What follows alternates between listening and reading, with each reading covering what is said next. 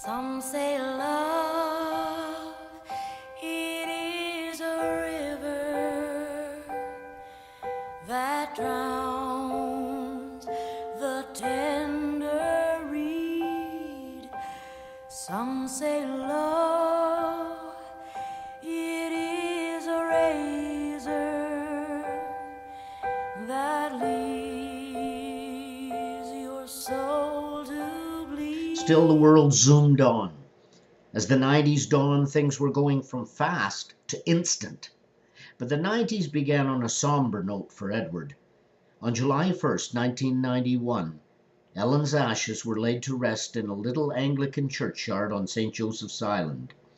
All the immediate family were present, and this gave Edward an idea. "As long as we're all here," he said, "why not go back to the cottage and have a celebration and reunion, an affirmation of life?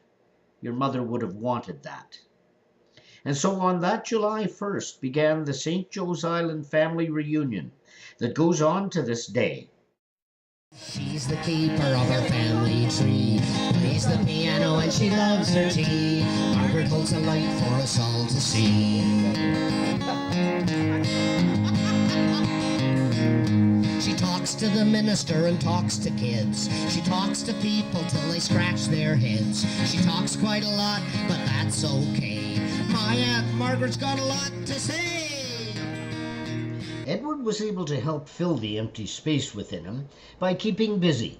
He had dabbled in theater from time to time over the years, and now he threw himself into it with a vengeance, displaying a talent for acting that served to upstage both of his sons in the process. A lightness of step returned to Edward's walk. He seemed animated and happy for the first time in so long. What, his family wondered, could be the source of this newfound happiness? The family came to know soon enough when Edward introduced them to Shirley Ricard, a beautiful, vivacious, strong-minded and gentle woman with a twinkle in her eye. They had been introduced to each other by Doug and Ruby Pogue, neighbors on St. Joe's Island, and, as it turned out, Ed and Shirley owned cottages just down the road from one another. Shirley had lost her husband a few years earlier, and the time and circumstances proved just right for them to get together now. Edward's family found her a bit of a mystery at first. They wondered about her ancestry, of course.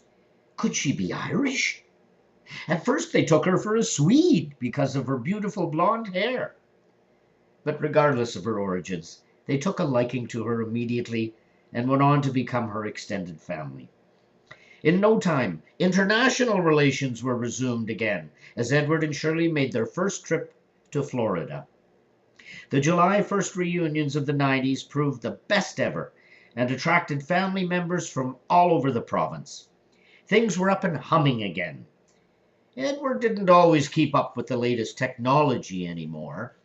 He still had his big screen TV and he still kept up with his CD collection, but he didn't have much use for the computers people were suddenly finding indispensable. He didn't really want or need a cell phone. The internet has been invented, but he isn't inclined to surf.